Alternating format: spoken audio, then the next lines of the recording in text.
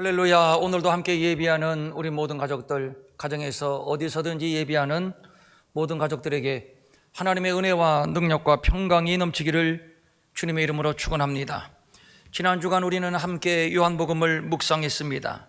요한복음은 마태, 마가, 누가, 즉 공간복음서와는 구별이 되는데, 그것은 예수의 생애를 소재로 하지만 예수에 대한 진술과 해석의 차이가 있기 때문입니다. 요한복음에서 말하는 예수는 신이면서도 인간이시고 인간이면서도 신이신 성육신하신 하나님의 아들이십니다. 교회사를 통해서 볼 때 예수는 누구인가라는 질문을 둘러싸고 수많은 이단들이 출현과 소멸을 반복해 왔는데, 이로 인해서 교회는 신학적 혼란을 겪었고 심대한 상처를 입어왔습니다. 예수는 신인가 아니면 인간인가, 아니면 신임이시면서 동시에 인간인가, 예수는 하나님과 어떤 관계가 있는가를 함의하는 질문입니다. 한편 생각하면 참으로 웃기는 질문입니다. 이는 예수를 모른다는 전제하에 던지는 질문인데, 그렇다면 지금 믿고 있는 예수는 도대체 누구란 말입니까? 요한복음은 이 물음에 대하여 명쾌하게 답을 주는 책입니다. 예수는 태초부터 계신 로고스, 즉 말씀이며 창조주이십니다. 그에게는 생명이 있으며 빛으로 세상에 오셨습니다. 그러나 자기 백성이 영접하지 않았습니다. 그리고 요한복음의 명백한 진술은 영접하는 자, 곧 그 이름을 믿는 자들에게는 하나님의 자녀가 되는 권세를 주셨습니다. 그는 독생하신 아버지의 영광이요 은혜와 진리가 충만한 분이십니다. 그분은 곧 예수 그리스도입니다. 오늘 본문은 21장으로 이루어진 요한복음의 마지막 장으로 예수님의 부활하신 후에 갈릴리에서 제자들을 만나신 사건을 기록하고 있습니다. 예수님은 죽으시기 전에 이미 내가 부활하면 내가 먼저 갈릴리에 가 있을 것이라고 말씀하셨고, 실제로 부활하신 예수님은 빈 무덤을 확인한 여인들에게 가서 내 형제들에게 갈릴리로 가라 하라, 거기서 나를 보리라고 말씀하셨습니다. 그래서 오늘 갈릴리에서 드디어 제자들을 만난 것인데, 여기에서 한 가지 궁금한 것이 있습니다. 왜 하필 갈릴리였는가 하는 겁니다. 유대 나라에서 갈릴리는 북쪽 변방이었고 아주 가난한 어부들의 마을이었습니다. 그런데 성경은 이에 더하여 이방의 갈릴리여, 흑암에 앉은 백성이 큰 빛을 보았고 사망의 땅과 그늘에 앉은 자들에게 빛이 비추었도다 라고 소개하고 있습니다.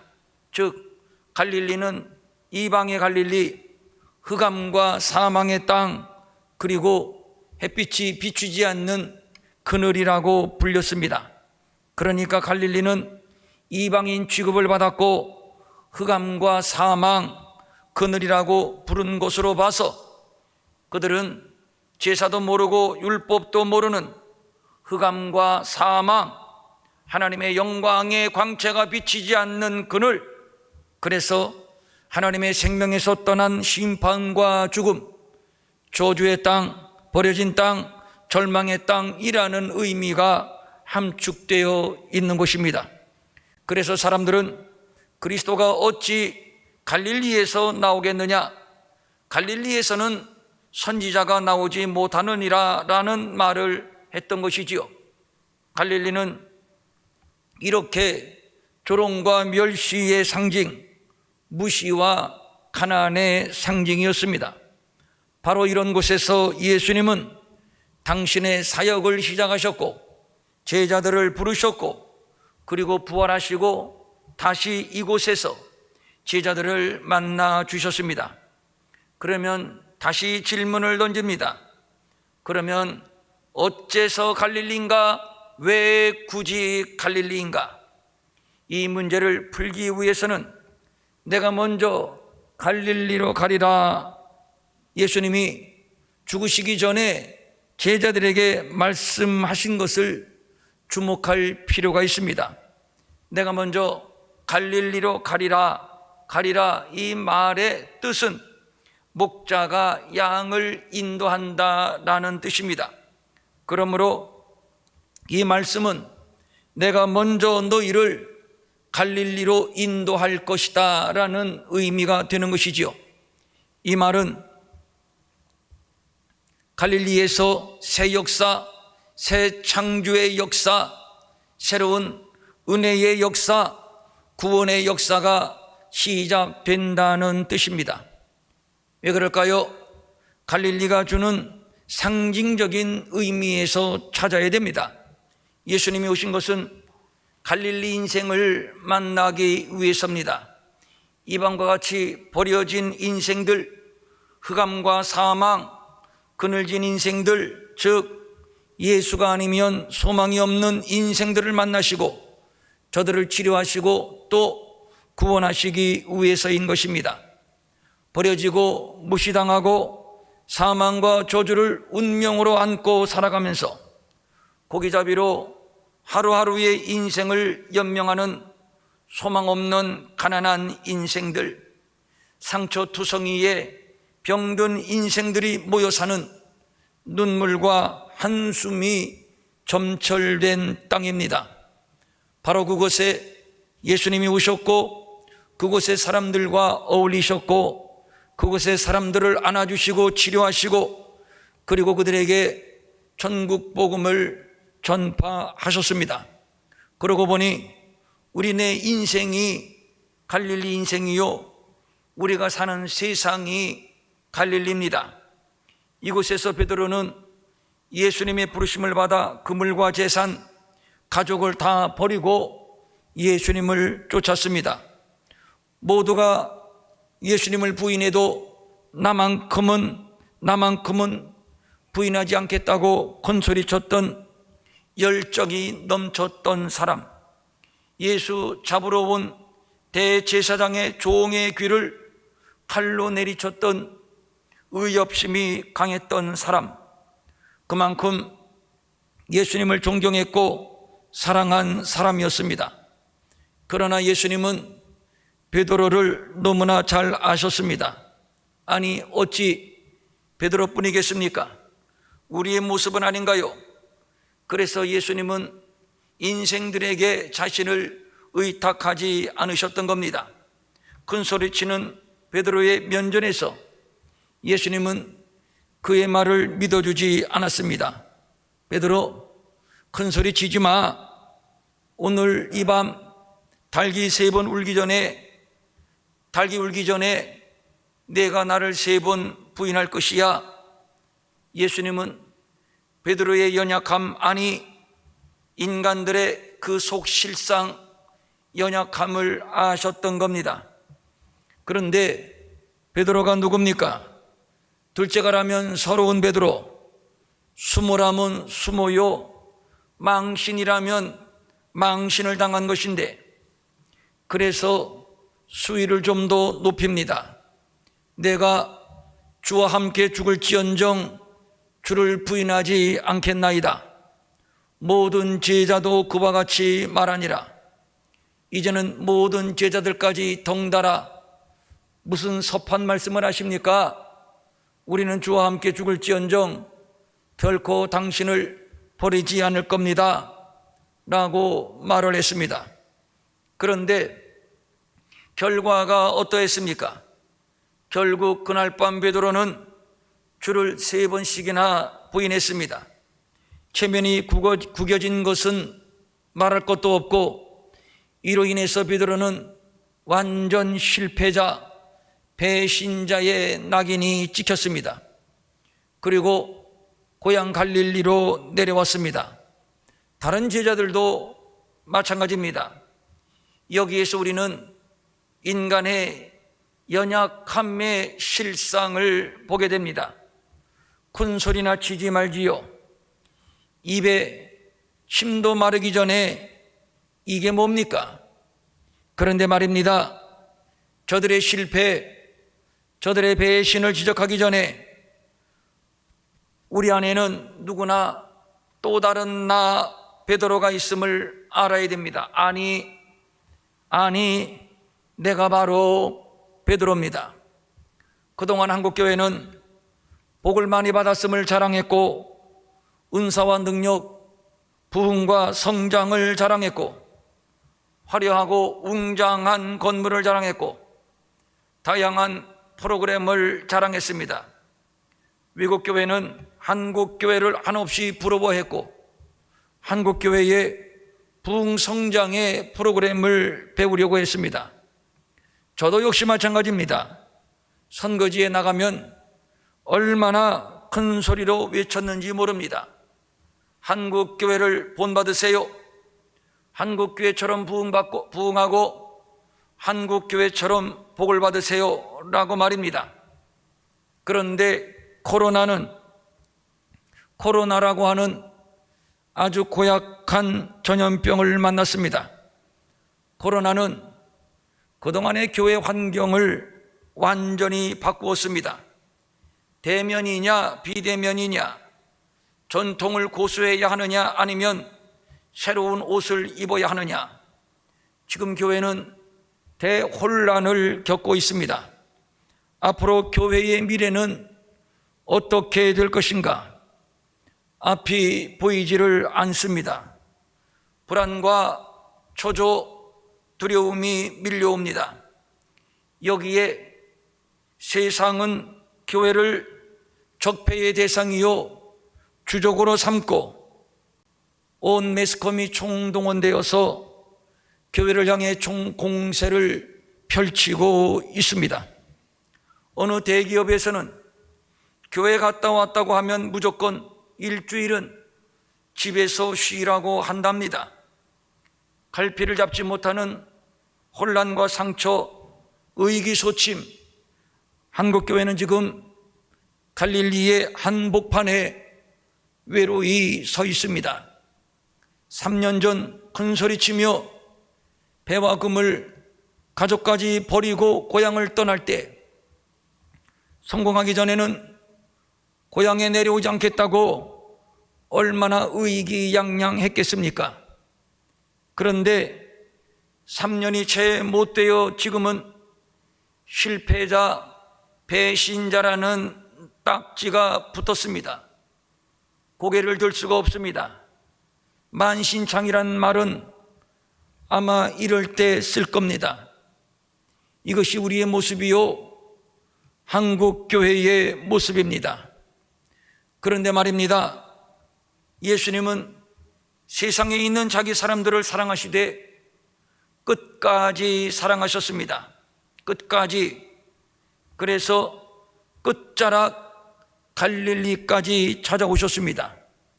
이것이 사랑이요, 이것이 은혜요, 이것이 복음이요, 그 결과는 구원입니다. 예수님은 이런 실패와 좌절의 갈릴리 현장에서 제자들을 위하여 숯불을 피워놓고 부르십니다. 그리고 생선과 떡도 준비하셨습니다. 육지에 올라보니 숯불이 있는데 그 위에 생선이 놓였고 떡도 있더라. 요한복음에서 숯불이라고 하는 단어가 딱 2번 언급되는데, 한 번은 오늘 본문이요, 그리고 또 한 번은 베드로가 예수를 부인할 때인데, 그때가 추운 고로 종과 아랫사람들이 불을 피우고, 여기서 말하는 불이 오늘 본문의 숯불하고 원어가 똑같습니다. 그래서 먼저 성경은 숯불을 피우고 이렇게 번역이 되어 있는데, 서서 쬐니 베드로도 함께 서서 쬐더라. 그들과 함께 꼽살이 껴서 추우니까 손을 쥐었던 것이지요. 베드로가 예수님을 부인할 때의 그 숯불과 지금 예수님이 갈릴리에서 피워주신 이 숯불은 동일한 숯불입니다.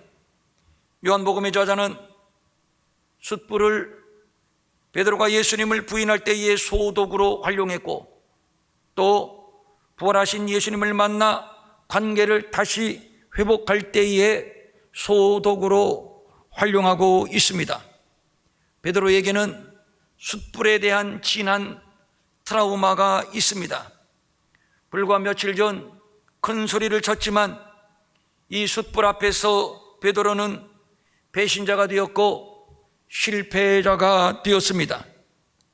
숯불을 보는 순간 베드로는 완전히 발가벗겨졌습니다. 몸둘 바를 모르겠습니다. 부끄러운 마음, 미안한 마음, 숨고 싶은 마음이 교차합니다. 그러나 감출 수도 없고 숨을 수도 없습니다. 물은 이미 엎질러졌는데 어떻게 주워 담을 수 있단 말입니까? 예수님은 그 숯불을 통해서 베드로 자신의 연약함, 무능, 실패를 보게 하신 겁니다. 내가 나를 부인할 것이라고 했을 때 나는 아니라고 큰 소리 쳤었지. 그런데 내가 가야바의 뜰에서 신문을 받을 때 그때 너는 바로 이 숯불을 쬐고 있었지. 그 자리에서 너는 나를 모른다고 3번이나 부인했었지. 나는 이미 알고 있어. 기억하고 싶지 않은 치욕. 그래서 다시 고향에 내려와 그물을 잡았는데, 그런데 예수님은 그 치욕, 그 부끄러움, 그 상처를 다시 드러냅니다. 그리고 말씀합니다. 괜찮아. 나는 이미 너를 용서했어. 숯불이 바로 이것을 말하고 있는 겁니다. 그리고 예수님은 제자들을 위하여 생선과 떡도 준비해 놓으셨습니다. 먼저 생선하면 예수님께서 처음 베드로를 부르실 때 그에게 하신 말씀을 기억합니다. 나를 따라오라. 내가 너희를 사람 낚는 어부가 되게 할 것이다. 생선을 보는 순간 베드로는 3년 전 바로 이곳에서 예수님께로부터 들었던 말씀을 생각해 냈을 겁니다. 그때 예수님이 나더러 사람을 낚는 어부가 될 것이라고 말씀을 하셨는데, 그 말씀 한마디에 배와 금을 가족들까지 버리고 주님을 따랐는데, 그런데 사람 낚는 어부는커녕 어젯밤 한 마리도 잡지 못한 그 깊은 실망, 그 깊은 상처, 내 꼴, 이 초라한, 이 실패자, 배신자 내 꼴, 이것이 무엇이란 말인가? 회한의 눈물, 부끄러움과 죄송스러움의 눈물이 두 뼘에서 흘러내렸을 겁니다. 그리고 떡, 요한복음은 특별히 떡의 의미를 소상히 설명해 주고 있습니다. 하나님의 떡은 하늘에서 내려 세상에 생명을 주는 것이니라. 나는 생명의 떡이니 내게 오는 자는 결코 줄이지 아니할 터이요 나를 믿는 자는 영원히 목마르지 아니하리라. 나는 하늘에서 내려온 살아있는 떡이니 사람이 이 떡을 먹으면 영생하리라. 내가 줄 떡은 곧 세상의 생명을 위한 내 살이라 하시니라. 제자들보다 먼저 갈릴리에 오신 예수님은 숯불을 피우셨습니다. 그리고 생선과 떡을 준비하셨습니다. 그리고 제자들을 기다리셨습니다. 제자들은 비록 예수님을 배신했지만, 그래서 나 같은 놈은 사람 낚는 어부가 될 자격이 없어, 예수님의 제자가 된다는 것은 아예 틀렸어 라고 자책하고 있지만, 그런 자들에게 예수님은 생선을 건넵니다. 나는 너희를 처음에 약속한 바대로 반드시 사람 낚는 어부가 되게 할 거야. 나는 그때 너희에게 한 약속을 기억하고 있어. 제자들아, 이 생선을 먹고 다시 시작하자. 이제부터는 썩을 양식을 위하여 일하지 말고 영생하도록 있는 양식을 위하여 일하라. 그 영생하는 양식은 하늘에서 내려온 참떡, 생명의 떡인데 사람이 먹으면 죽지 않고 영생하는 양식이야. 나는 하늘에서 내려온 살아있는 떡이니 사람이 이 떡을 먹으면 영생하리라. 내가 줄 떡은 곧 세상의 생명을 위한 내 살이니라 하시니라. 예수님은 지금 제자들과 함께 성만찬을 거행하고 있는 겁니다. 그렇습니다. 성만찬은 내가 네 안에 거하고 네가 내 안에 거하는 거룩한 의식입니다. 명실상부 예수님께서 제자들을 처음 불렀을 때부터, 그리고 제자들과 함께 먹고 마시고 함께 사역했던 전 과정, 그리고 제자들의 배신, 십자가의 죽음, 그리고 부활의 사건까지 예수님의 생애의 전 과정을 함축하는 갈릴리의 숯불 잔치. 그러므로 이 자리는 다시 시작하자는 회복과 새 출발의 자리가 되는 겁니다. 예수님은 제자들과 함께 부활 후 첫 성만찬을 거행하시면서 십자가를 상기시켜 줍니다. 자신과 하나됨을 상기시켜 줍니다. 그리고 사람 낚는 어부의 사명을 다시 각성시켜 줍니다. 무엇보다도 실패와 상처, 배신의 트라우마가 농축된 숯불. 괜찮아. 사람은 다 실수할 수 있어. 나는 이미 알고 있었어. 힘내. 앞으로는 잘할 수 있어. 위대한 사도가 될 수 있어. 내가 너의 신앙 고백 위에 내 교회를 세울 것이라고 약속했잖아. 음부의 권세가 이기지 못하는 영광과 권세 있는 교회를 세운다고 약속했잖아. 반드시 그 약속은 이루어질 것이야. 그러므로 갈릴리의 숯불 만찬은 사랑과 치유 그리고 회복의 만찬입니다. 그런데 예수님께서 제자들을 부르실 때, 얘들아, 너희에게 고기가 있느냐? 얘들아, 저들을 부르신 칭호가 얘들아입니다. 이 단어는 어린 유아를 가리키는 단어입니다. 참 재밌죠? 어린 유아 취급하고 있는 겁니다. 이 말에 담겨진 뜻을 분석하자면, 첫째, 제자들이 주를 위하여 목숨까지 버리겠다고 노스레를 떨기는 했지만 예수님이 보실 때는 아직 미성숙하고 유약한 애숭이, 실수할 수밖에 없는 어린아이였던 것이고, 둘째, 일찍이 예수님은 어린아기가 내게 오는 것을 금하지 말라고 말씀하셨는데 무엇입니까? 한없이 용서해 주고 싶고 그냥 안아주고 싶고 마냥 사랑스럽고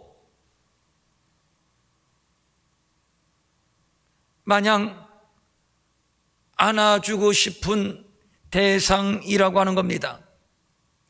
미성숙하면 어떻습니까? 실수투성이면 어떻습니까? 배신했으면 어떻고 실패했으면 어떻습니까?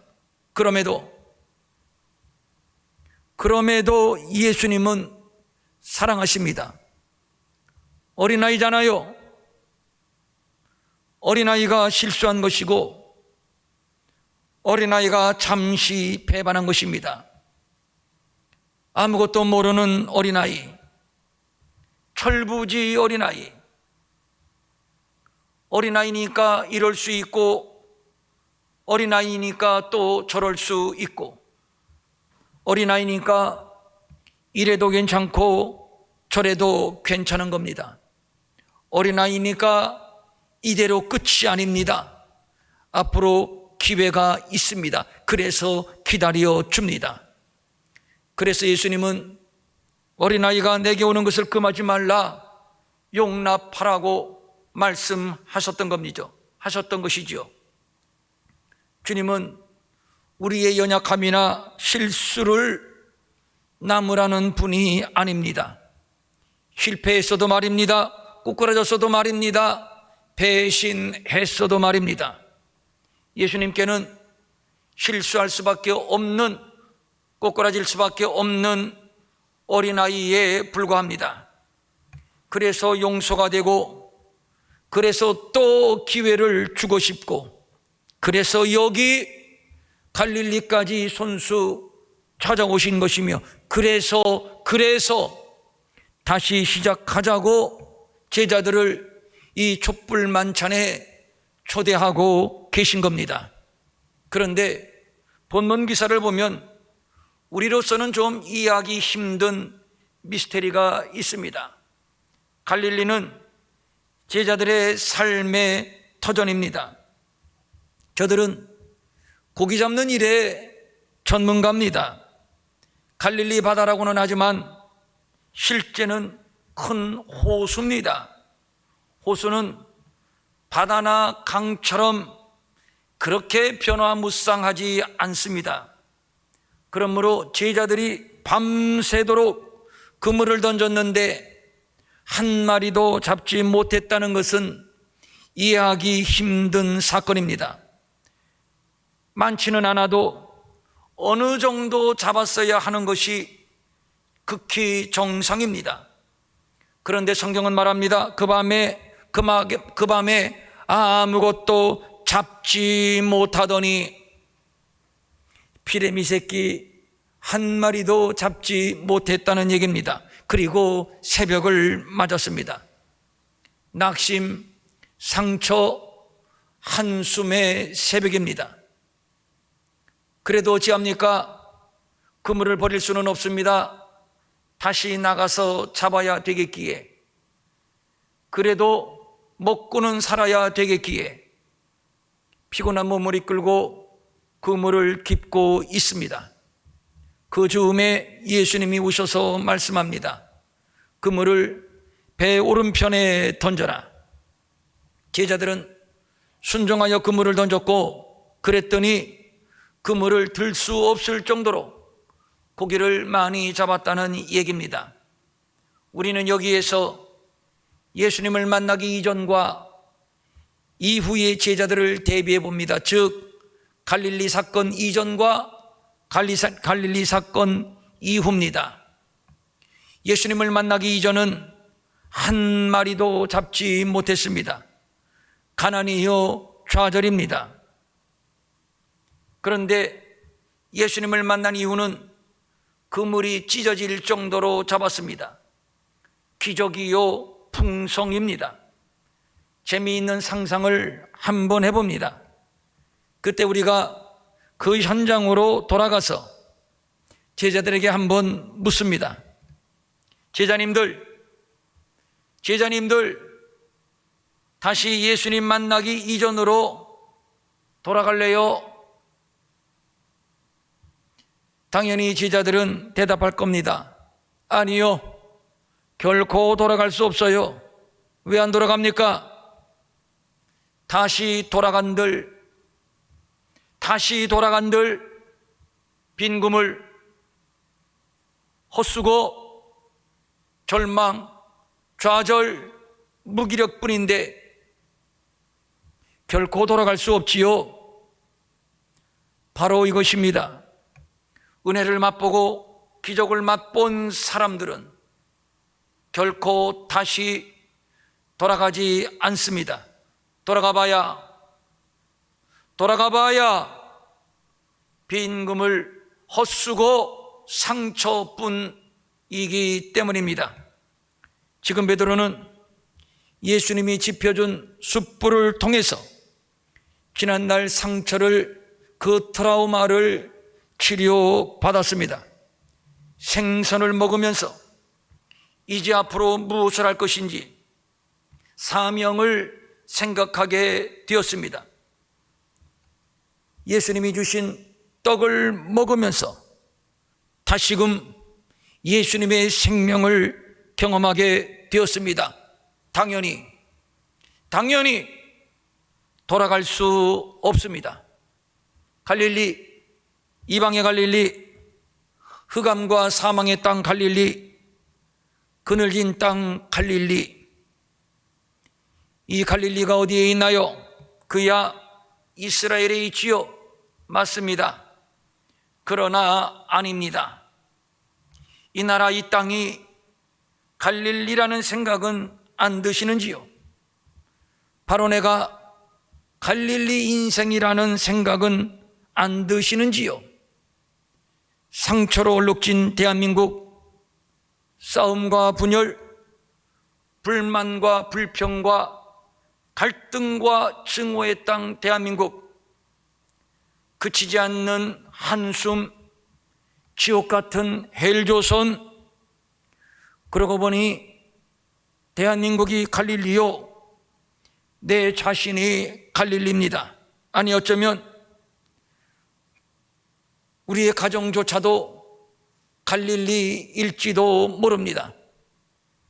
안 아픈 곳이 없고 괜스레 슬픔이 밀려오고 우울이 밀려오고, 자신이 원망스럽고 남편이 원망스럽고 아내가 원망스럽고 부모도 원망스럽고, 성공하고 출세하고 싶어 열심히 그물을 던지기는 했지만 오늘도 역시 빈그물.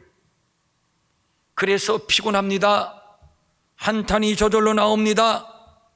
팔자 타령이 절로 나옵니다. 그래서 죽고 싶습니다. 그렇습니다. 갈릴리 인생입니다. 그런데 이 갈릴리에 우리 예수님이 찾아오셨습니다. 이미 아시고 우리보다 먼저 갈릴리에 와 계십니다. 그분은 하나님의 아들 독생자, 우리의 죄를 대속하기 위하여 십자가에서 죽으셨지만 부활하신 예수 그리스도이십니다. 그리고 그분이 우리를 위하여 숯불을 피워주십니다. 생선과 떡을 구워주십니다. 그리고 말씀합니다. 아무개야, 왜 울고 있어? 내가 다 알아. 내가 이미 용서했어. 힘내. 자, 나와 함께 다시 시작하자. 그러고 보니 버림받은 땅 갈릴리, 버림받은 인생 갈릴리. 그러고 보니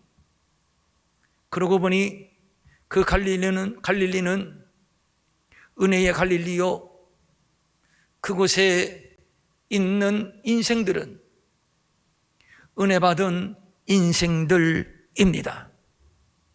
코로나는 바로 우리를 다시 부르시는, 다시 시작하자고 손잡아 주시고, 다시 시작하자고 안아주시고, 다시 시작하자고 눈물 닦아 주시는 갈릴리의 촛불 만찬입니다.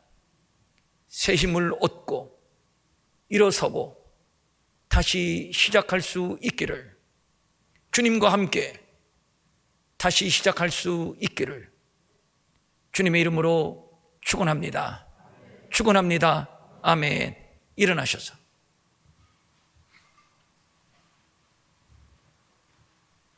눈 감으시고, 가정에 계신 분들은 식구들이 손을 잡고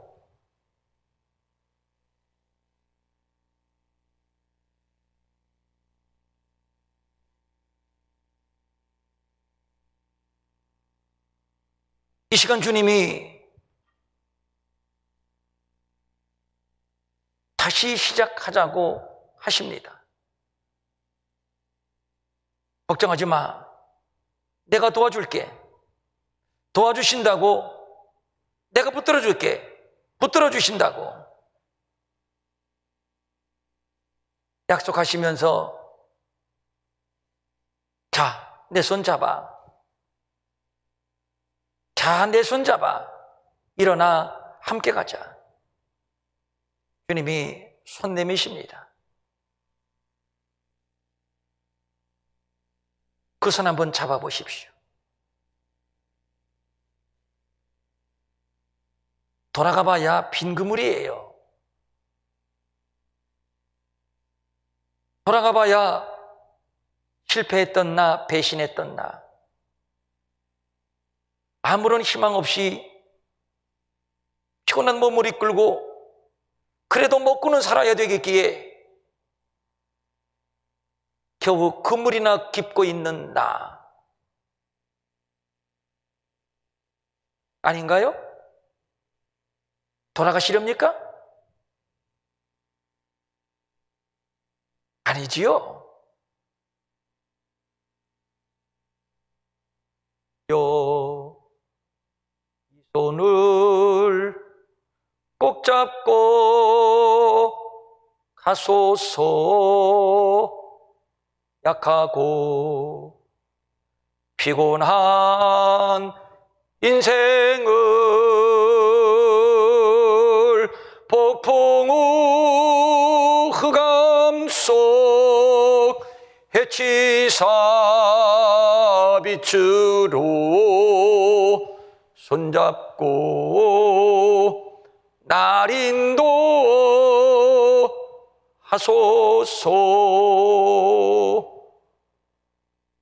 인생이 힘들고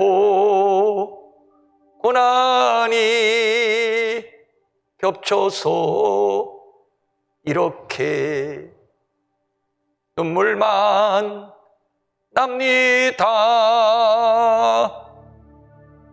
그러나 예수님 내 손 잡아 주시고 손잡고 날 인도하소서.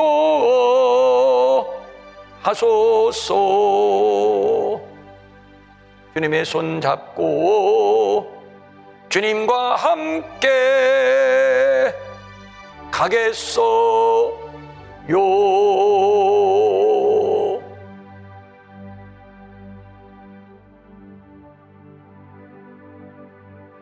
코로나 때문에 힘들죠.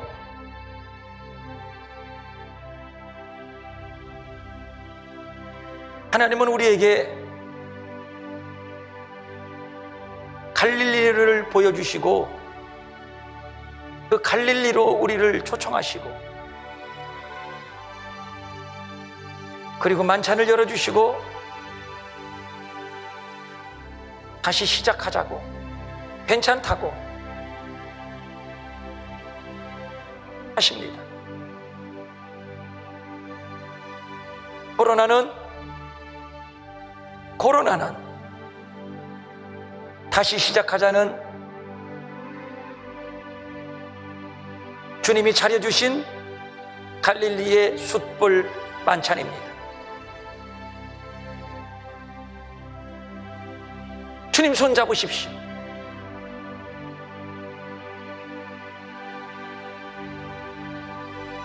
주님 손 잡고 일어서십시오.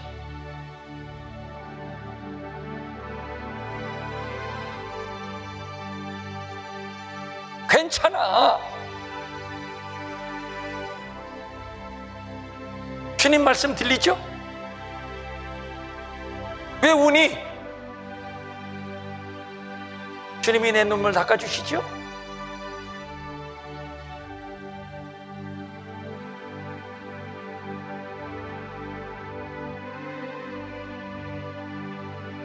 이제 제자들은 생선을 먹으면서 내가 사람 낚는 어부가 될 것이다 라고 하신 그 사명을 다시 회복합니다. 이 코로나를 통해서 내가 앞으로 어떻게 살 것인지, 어떤 목적으로 살 것인지, 어떤 인생을 살 것인지 사명을 찾으십시오.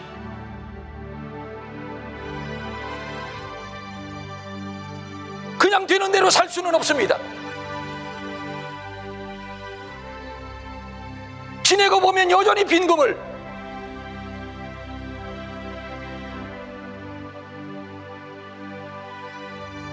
주님이 오늘 우리에게 생선을 주시면서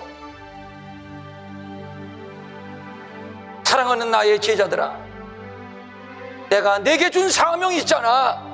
그거 붙들어. 다시 일어나. 너는 혼자가 아니야.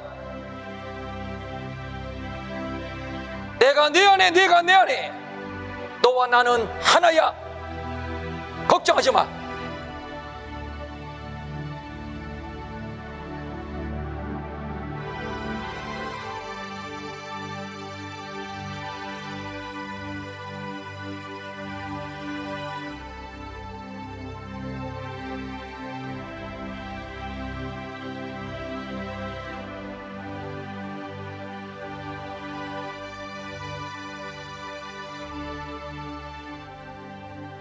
폭풍우 흑암속 해치사 빛으로 손잡고 날인도 하소서.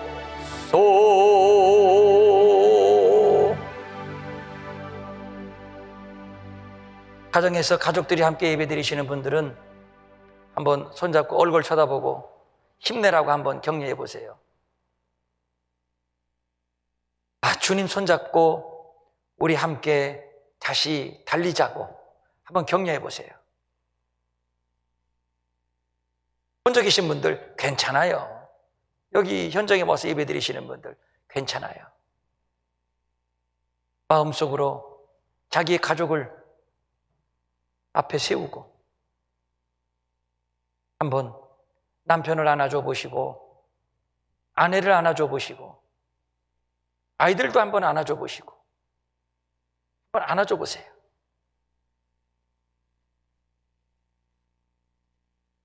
여보 힘내. 아들들, 딸들아 힘내. 주님이 함께 하자고, 함께 가자고 우리 집에 오셨어. 주님과 함께 일어나 가자.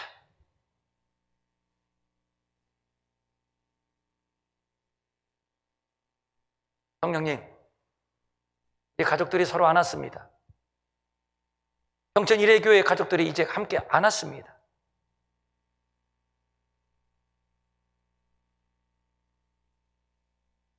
그리고 주님이 나눠주시는 생선도 먹고 떡도 먹습니다.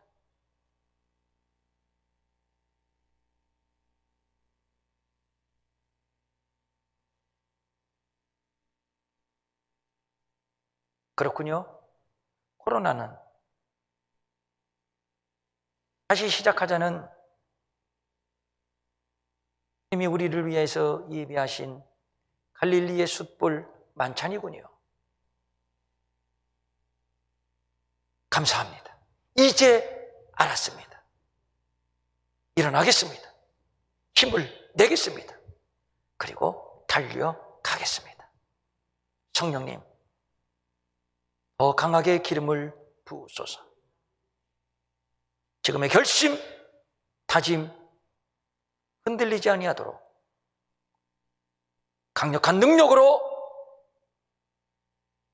잡아 주시옵소서. 꿈이 없는 자에게 꿈을 주시고 방향을 잃은 자에게 갈 길을, 방향을 보여주시고 특별히 우리 아이들 주님께 올립니다.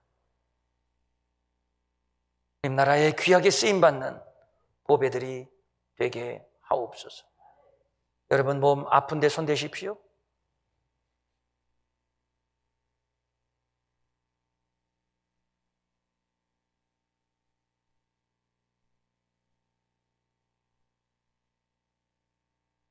나사렛 예수 이름으로 명한다.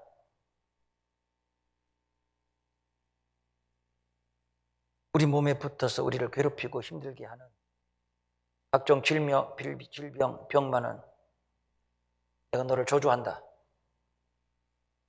떠나가라. 떠나가라. 떠나갈지어다. 떠나갈지어다. 손 대고 한 10초만 계십시오.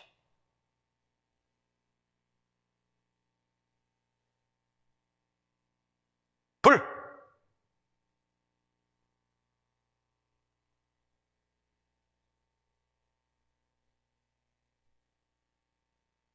각종 예물을 주님께 올립니다. 직접 와서 드리지 못하지만 온라인으로 주님 앞에 드린 손길들도 많이 있습니다. 감사합니다. 범사가 하나님의 은혜입니다. 이제부터 무엇을 하든지 주님의 말씀에 순종하니 금물이 찢어질 정도로 하나님의 은혜가, 하나님의 복이 넘칠 줄로 믿사옵나니. 그래서 부족함이 없도록 채워주시고 형통케 하옵소서.